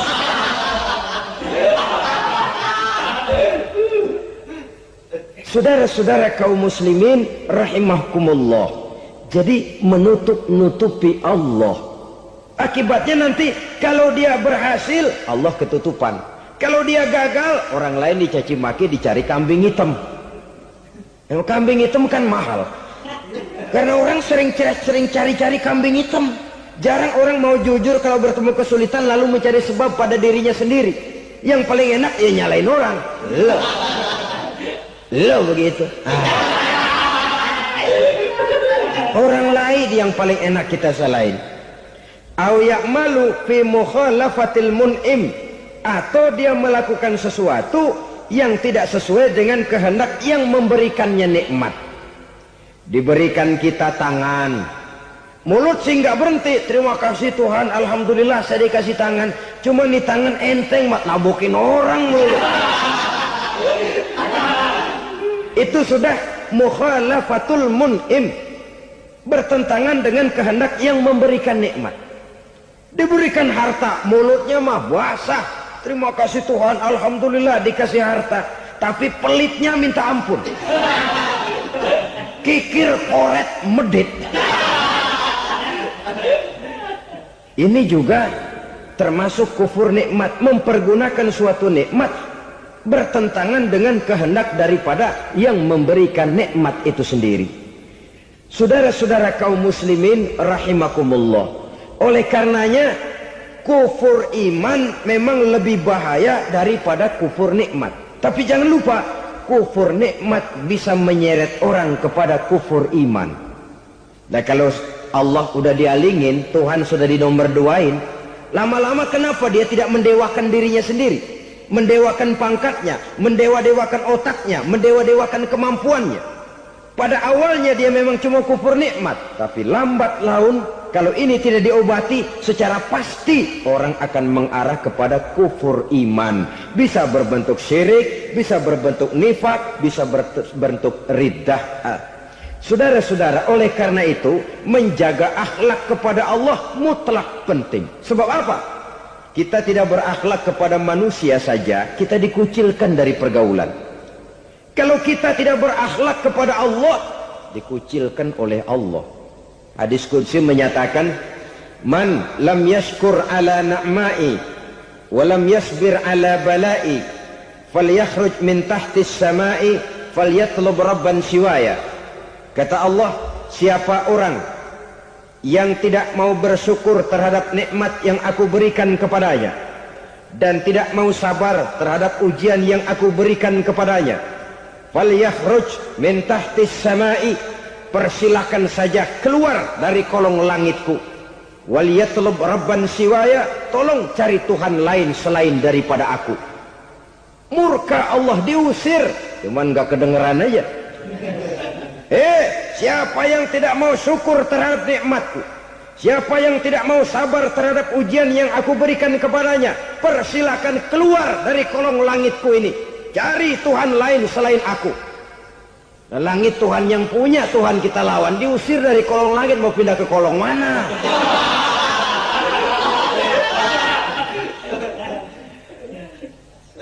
Jadi jangan merasa kufur nikmat kan enteng. Iya, kelihatannya begitu, tidak sebahaya kufur iman. Tapi kufur nikmat ini merupakan anak tangga yang kalau kita sudah mulai naik, kita akan naik terus sampai kepada tingkat di mana kita mengalami kufur iman. Kalau sudah ke sana, maka akhlak kita kepada Allah terkenalah erosi, terkena polusi, hancur akhlak kepada Allah, dan itulah sumber kesengsaraan abadi.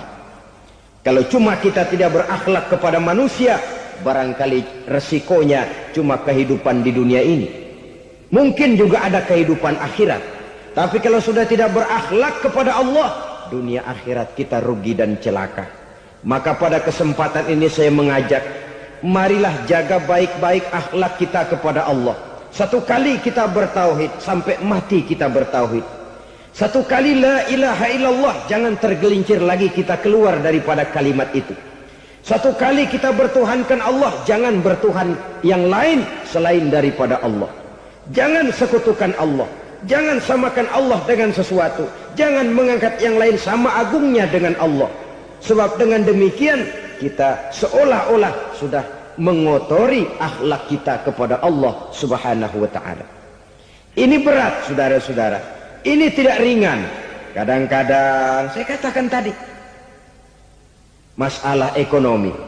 Kadang-kadang persaingan hidup yang makin tajam, di tengah lapangan kerja yang makin sulit, di tengah orang banyak potong kompas.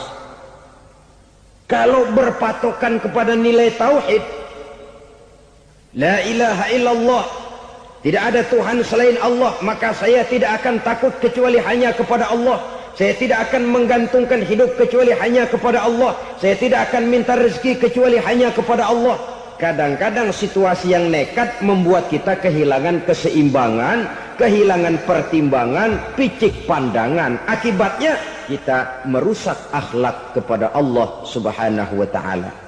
Ironinya kan orang sekarang kalau ditanya, lu nyolong ya? Iya.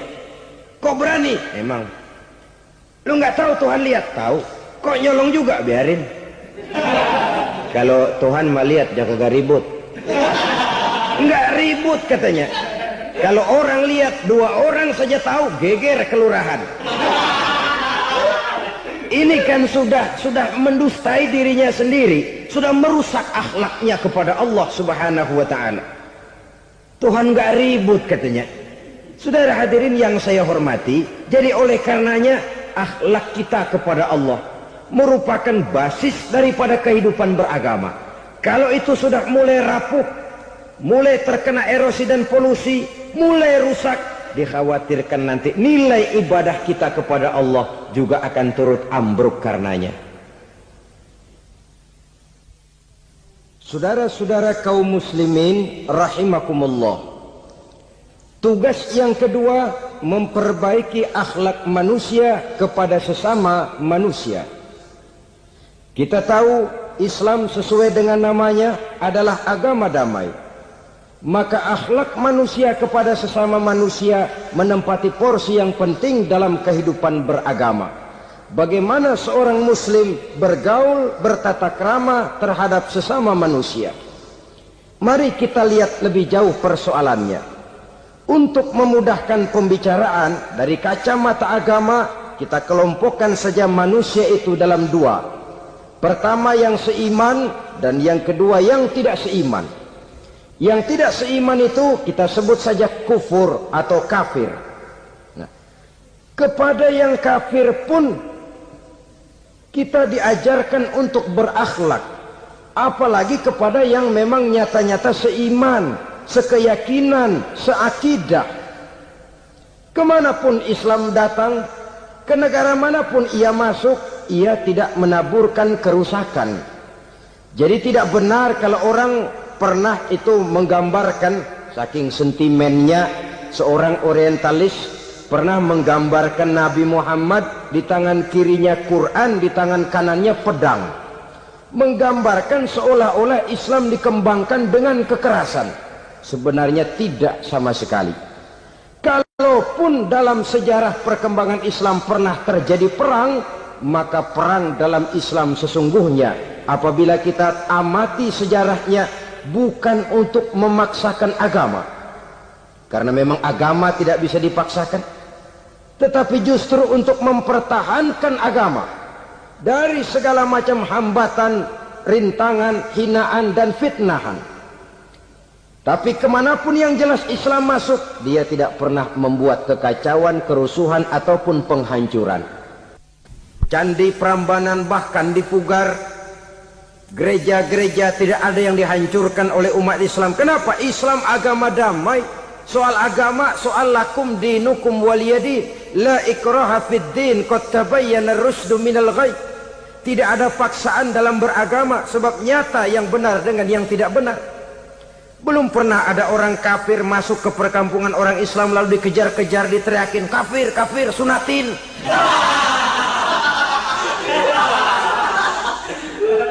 Belum pernah. Kenapa? Islam menghormati orang lain agama. Nah, yang kafir ini macam-macam saudara. Ada kafir harbi. Nah, ini kafir kerok. Ini kafir yang nyata-nyata memproklamirkan permusuhan kepada umat Islam. Nyata-nyata mengganggu ketenangan umat Islam, kafir yang seperti ini yang boleh diperangi. Misalnya kita mau sembahyang Jumat dijagain, nggak boleh sembahyang Jumat, getok palanya. Kafir harbi artinya tantangan perang datang dari mereka, bukan kita yang mulai, mereka yang buka front. Prinsipnya umat Islam tidak boleh mencari-cari musuh, tapi pun tidak boleh lari kalau ketemu musuh. Musuh jangan dicari, ketemu jangan lari. Karena itu kesan seolah-olah umat Islam ini teroris, umat Islam ini destroyer, umat Islam ini sering menimbulkan keonaran, kerusakan. Sungguh satu fitnahan yang sangat keji. Umat Islam adalah umat yang cinta damai. Islam di masa perkembangannya masuki Eropa melalui Selat Gibraltar, Jabal Tariq, memasuki Spanyol. Islam tidak pernah meruntuhkan gereja, Islam tidak pernah membunuh orang-orang Nasrani. Bahkan Islam mewariskan peradaban dan kebudayaan yang begitu tinggi nilainya di bidang ilmu pengetahuan, sampai ketika itu Barat banyak mengkaji ilmu pengetahuan dari dunia Islam. Buku-buku berbahasa Arab diterjemahkan ke bahasa Yunani, dipelajari oleh para cendekiawan di negeri Barat sana. Mereka mengambil manfaat yang banyak dari masuknya Islam ke Eropa. Sementara gereja tetap berdiri dengan megahnya. Kuil-kuil tempat peribadatan tidak satupun yang diusik-usik. Kenapa? Islam agama yang cinta damai. Asal dia tidak diganggu, asal kehormatannya tidak dihinakan. Jadi kafir harbi, kafir yang nyata-nyata nantang perang, ngajak berkelahi, itu kafir yang nyari penyakit. Kafir harbi ini boleh diperangi dengan catatan mereka yang memang mulai. Yang kedua, kafir zimmi. Kafir zimmi, kafir yang hidup di tengah mayoritas muslim, tapi mereka mau hidup dengan aman, damai, tenang. Mereka wajib dilindungi. Bahkan Nabi pernah memberikan satu jaminan, man aza zimmiyan faqad azani. Siapa yang mengganggu orang kafir zimmi sama saja dengan mengganggu saya. Kehormatannya dijaga, harta bendanya dilindungi, anak istrinya pun dilindungi. Dan ini jadi kenyataan. Saudara bisa lihat di negara-negara yang mayoritas penduduknya beragama Islam, orang-orang kafir di luar Islam hidup dengan tenang, aman, damai. Di Saudi Arabia, di luar tanah haram, di luar Mekah dan Madinah, banyak orang-orang kafir mencari nafkah. Mereka tenang, aman, dilindungi undang-undang. Begitu di Mesir, begitu di negara Indonesia yang berdasarkan Pancasila ini. Kehidupan beragama menimbulkan gairah, rukun, tenang, aman, damai, sepanjang tidak saling ganggu, tidak saling usik, menghargai orang yang sudah beragama, tidak menjadikan penganut suatu agama sebagai sasaran dari dakwah agama lainnya. Saudara-saudara kaum muslimin rahimakumullah. Jadi memang oleh Al-Quran kita dianjurkan asyidda 'alal kuffar ruhama bainahum. Tegas kepada orang kafir, kasih sayang kepada sesama muslim. Tapi tegas bukanlah berarti marah-marahan, bukan berarti musuh-musuhan, bukan ngajaki perang. Tegas dalam arti punya garis tentang kehidupan beragama, lakum dinukum waliyadin. Soal kehidupan sosial, mari kerjasama. Bangun jalan, ayo rame-rame. Siskamling, mari bebarengan. Bikin puskesmas, mari sama-sama. Tapi kalau sudah soal agama, itu tidak perlu ada toleransi agama. Yang perlu toleransi antar umat beragama. Kalau umatnya mau kerjasama silakan, tapi tidak menyangkut soal ibadah. Jangan kerjasama di bidang ibadah. Itu kerjasama yang salah pasang, saudara-saudara. Sehingga dengan demikian toleransi adalah menyangkut kehidupan antar umat beragama. Sedangkan agama sendiri punya coupling yang nyata.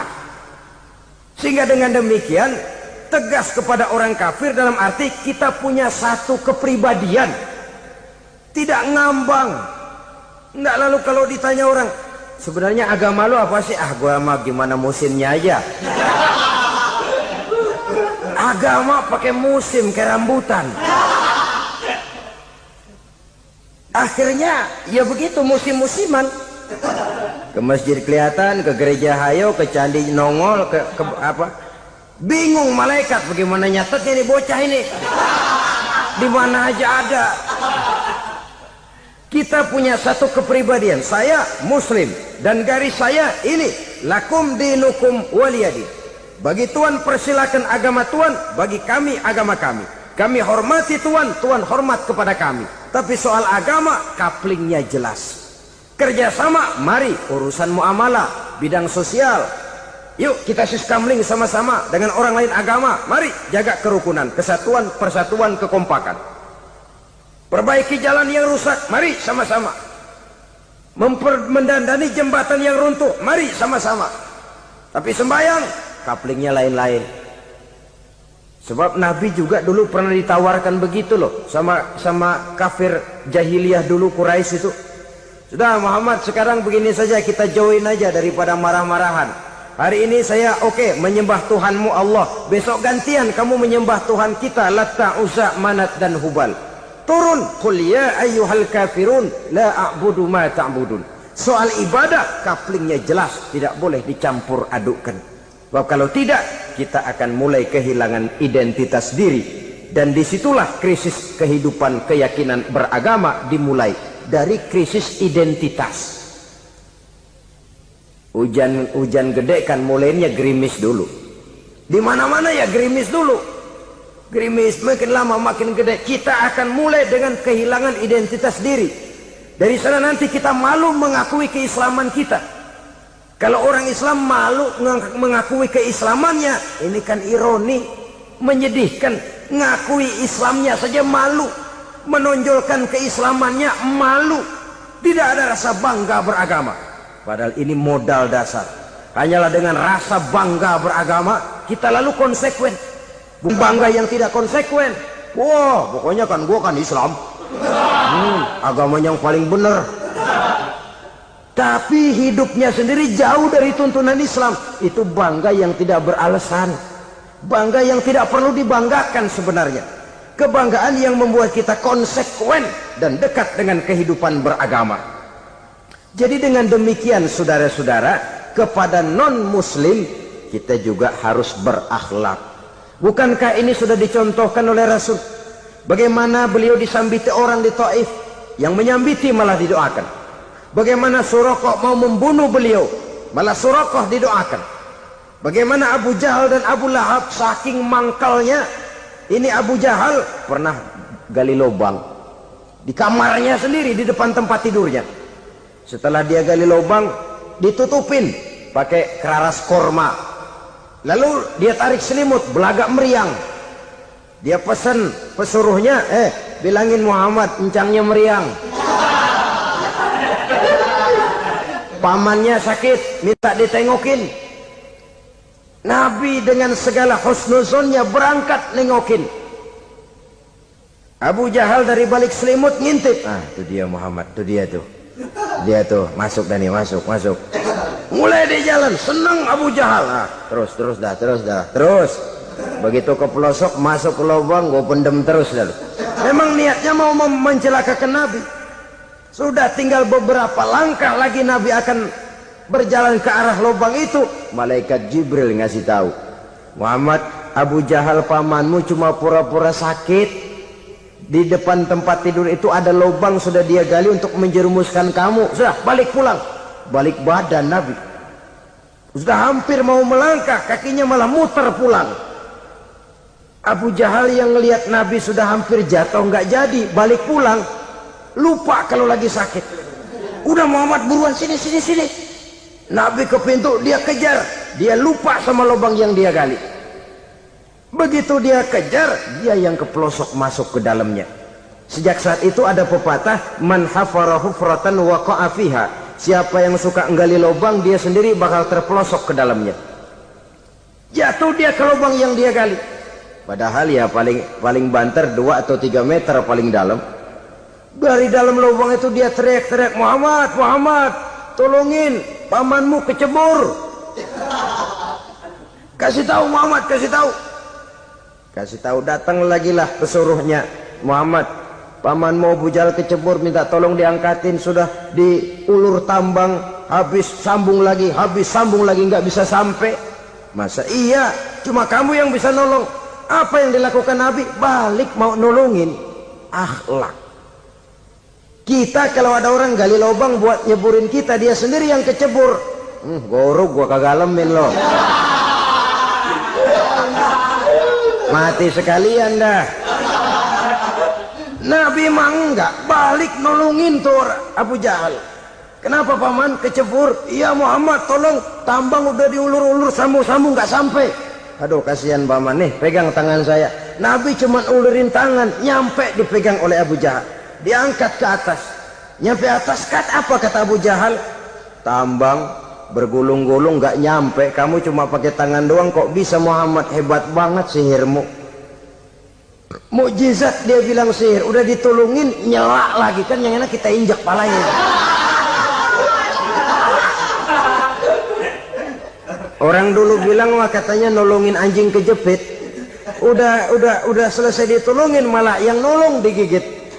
Saudara hadirin yang saya hormati, kepada orang-orang kafir kita harus berakhlak, menghormati mereka, tidak memaksakan satu keyakinan dalam batas-batas yang ditolerir oleh agama, yaitu pada masalah-masalah sosial dan muamalah.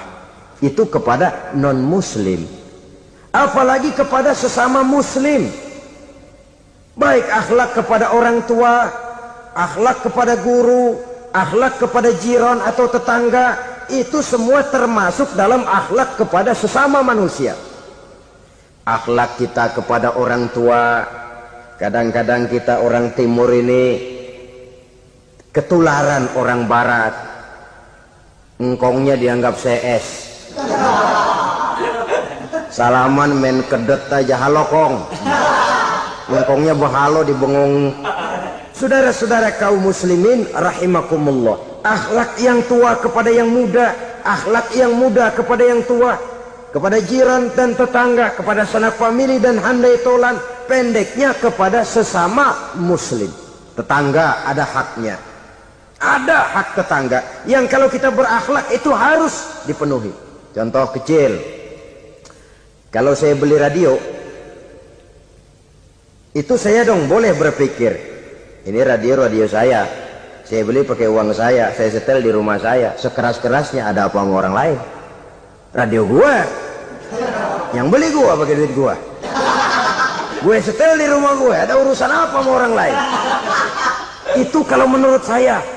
Tapi tetangga sebelah saya kan bisa juga ngomong begitu. Mata gue, yang ngantuk gue tidur di rumah gue, kenapa suara radio lu masuk kemari? Ketika itulah lalu kebebasan saya nyetel radio dibatasi oleh kebebasan tetangga saya yang mau tidur. Ini sudah akhlak namanya. Umpamanya lagi ada Nabi ajarkan, iza tobakhta maraqatan fa'akthir ma'aha wa ta'ahad jiranaka. Kalau kamu masak sayur, banyakin kuahnya, bagiin tetangga kamu. Bukan bagiannya itu yang jadi soal, tapi akhlak kepada tetangga. Udah tahu tetangganya kelaparan, diseksa, goreng ikan asin, se-RW baunya ngayap, kembang kempis orang nungguin. Saudara hadirin ma'asyiral muslimin rahimakumullah. Jadi dengan demikian, kalau sudah kembali kepada orang-orang yang nilai imannya sama dengan kita, apapun organisasinya, apapun baju yang mereka pakai, kaos yang mereka pakai, jaket yang mereka pakai, kalau sudah seakidah, seiman, jaga akhlak kita. Pendapat boleh berbeda, kaos boleh tidak sama, jaket boleh beraneka warna, bendera boleh beragam-ragam, tapi ukhuwah Islamiyah ini utamakan. Adalah lebih baik mencari persamaan dalam kehidupan dan bukan memperbesar perbedaan. Hanyalah dengan mengembangkan nilai-nilai akhlak semacam ini, toleransi tidak hanya diperlukan kepada yang non-muslim, kepada sesama muslim pun toleransi. Artinya apa? Jangan memponis amalan orang lain. yang usolli, yang tidak usolli, berjalanlah menurut keyakinannya masing-masing. Jangan lalu memponis, itu namanya nggak toleransi. Kamu nggak pakai usolli ya? Enggak. Brengsek. Kamu pakai usolli ya? Iya. Bid'ah. Lah dua-duanya kagak yang bener. Kalau yang sembahyang kagak bener, bagaimana yang kagak sembahyang? Apa itu yang bener? Toleransi, setuju dengan perbedaan pendapat, jangan memponis amalan orang lain. Karena kita hanya beramal, hak menerima adalah Allah Subhanahu wa ta'ala. Jangan sebentar-bentar mencap bid'ah, dolalah, finnar, neraka. Kayaknya neraka kapling orang tuanya kali. Gampang bener masukin orang ke neraka. Kita kadang-kadang bisa toleransi dengan orang luar, tapi kepada sesama muslim toleransi tidak sanggup kita adakan. Mengklaim merasa kita yang benar, orang lain salah semua, itu tidak toleransi namanya. Mentang-mentang jadi ustadz, nih satu-satunya ustadz di sini ya, semuanya mesti ngaji kemari. Kalau nggak ngaji kemari Islamnya kurang tapi benar. Toleransi.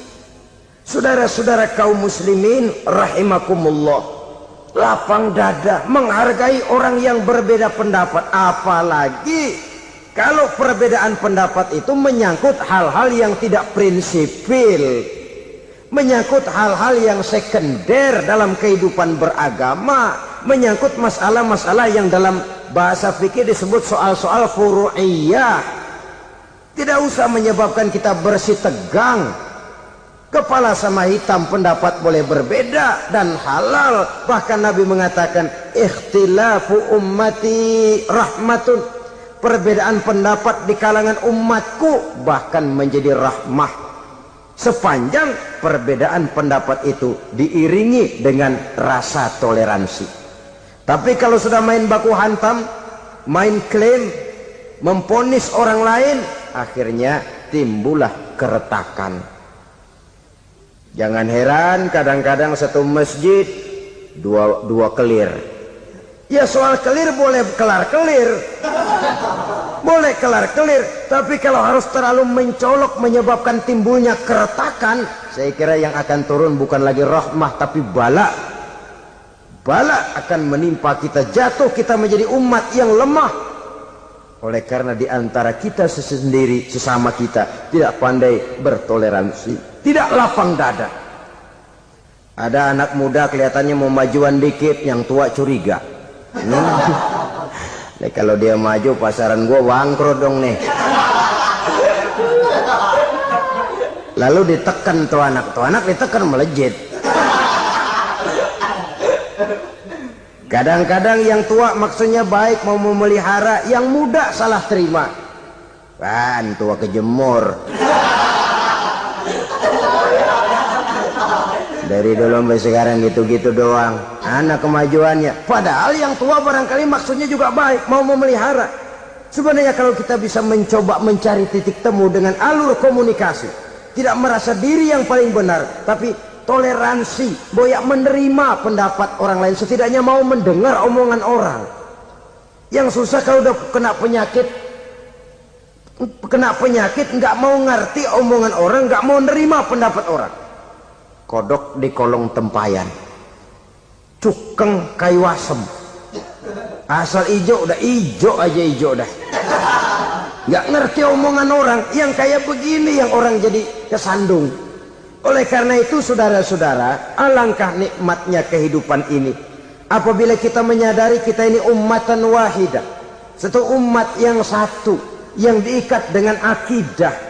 Kalau kepada yang non muslim saja kita diajarkan untuk berakhlak, apatah lagi kepada yang seiman, seakidah, sekeyakinan. Wajarkah perbedaan pendapat yang kecil-kecil lalu menyebabkan kita bertolak belakang, cerai-berai, centang perenang? Bila bertemu di jalan yang satu menyisih ke kiri, yang lain menyingkir ke kanan. Kalaupun juga bercampur di tengah kumpulan orang banyak, persis air dengan minyak. Yang atu melengos, yang atu madep mojok. Orang lain senyum, dia mau pada manyun. Saudara-saudara kaum muslimin rahimakumullah, realita ini walaupun tidak enak, pahit, tapi masih hidup di sebagian masyarakat kita. Ini yang perlu kita atasi. Soal toleransi kepada orang lain, sejarah sudah membuktikan. Mari kita jangan cuma bisa mengajak orang lain, umat lain untuk bertoleransi dengan kita, tapi kepada sesama kita. Toleransi ini perlu kita tegakkan, perlu kita bina, terutama di dalam kita menuju bentuk ideal daripada konsep ukhuwah Islamiyah ini, yang memang selalu kita akan cari bentuk-bentuk idealnya sejalan dengan perkembangan situasi dan kondisi yang dihadapi oleh umat. Perbedaan organisasi, perbedaan kepentingan organisasi tidak seharusnya menyebabkan kita merasa meremehkan orang lain dan mengangkat diri, mengklaim diri sebagai yang ter. Jadi dengan demikian, apabila yang pertama tadi akhlak kepada Allah dinamakan hablum minallah, maka yang kedua ini merupakan hablum minan nas. Jikalau baik akhlak kita kepada Allah, baik akhlak kita kepada manusia, nikmat rasanya menjalani kehidupan. Kadang-kadang orang akhlaknya kepada manusia baik, tapi kepada Allah tidak baik. Hormat sama yang tua, menyayangi yang muda, sama tetangga rukun, tapi sama Tuhan nggak mau sujud. Ini baik kepada manusia, tapi tidak berakhlak kepada Allah. Atau sebaliknya, sujudnya sama Allah mah tekun, bener, khusyuk, bahasanya juga fasih, luar biasa. Tapi sama manusia sombong, takabur, ujub, merasanya dia doang yang paling benar. Sebab iblis itu ya, itu kadang-kadang datang lewat hati, dan memang selalu markasnya di situ. Kalau dia tidak bisa menggoda kita dengan yang lain, dia tumbuhkan sifat ujub. Dia bisikin, wah memang di kampung ini yang paling banyak ibadahnya ente, yang lain mana, lihat tuh kerocok semua. Lalu di hati orang itu tertanam sifat iya ya. Nah, tatkala iya ya, dia sudah terkena serangan iblis. Akhirnya apa? Orang lain diremehin. Asalnya nggak mau sembahyang aja diajak salaman udah najis aja dah. Ketemu juga mukanya ditekuk 4. Akhirnya bukan ngajak malah ngenyek, nyina. Lah orang dihina makin jauh, makin tidak tersentuh. Bukan cara itu yang diajarkan oleh Rasul. Bahwa orang tidak mau sholat, tugas kita mengajak. Soal dia tidak sholat, ya itu dosa dia kepada Allah. Saudara-saudara kaum muslimin, ujub disuntikkan oleh iblis ke dalam hati kita. Sujudnya kepada Allah benar, tapi akhlaknya kepada sesama manusia merasa paling benar sendirian, merasa orang lain salah semua. Pokoknya kalau di luar lingkungannya udah kagak bener aja udah bahaya. Saudara-saudara, ini juga penyakit yang disuntikkan oleh iblis. Sebab iblis itu tipu dayanya luar biasa, strateginya lihai. Makin tinggi kualitas iman, ya makin berat upaya iblis untuk menjerumuskan kita. Karenanya saya mengajak, marilah kita bertoleransi, baik kepada non-muslim, lebih-lebih lagi kepada sesama muslim yang kebetulan berbeda baju, berbeda kaos, berbeda organisasi, lain bendera yang dibawanya. Tapi toleransi mari kita canangkan. Kita terikat oleh ukhuwah Islamiyah. 2. Yang ketiga, akhlak manusia kepada makhluk Allah lainnya di luar manusia. Islam, saudara-saudara, dengan berakhlak kepada Allah, berakhlak kepada sesama manusia, berakhlak kepada makhluk Allah di luar manusia, baik flora maupun fauna, maka mudah-mudahan akan terciptalah satu ekosistem, satu lingkungan hidup yang membuat kita nikmat menjalani kehidupan ini. Inilah saja yang kita bicarakan pada pertemuan kali ini. Terima kasih atas segala perhatian, mohon maaf atas segala kekurangan. Marilah kita membina nilai-nilai akhlak walaupun berat tantangannya. Sungguh lebih baik rakyat rendah yang berakhlak tinggi daripada pejabat tinggi yang berakhlak rendah. karena nilai manusia pada akhirnya ditentukan oleh akhlaknya itu. Mau sukses di masyarakat, mari kita utamakan akhlak. Usikum wa nafsi bitaqwallah. Wassalamualaikum warahmatullahi wabarakatuh.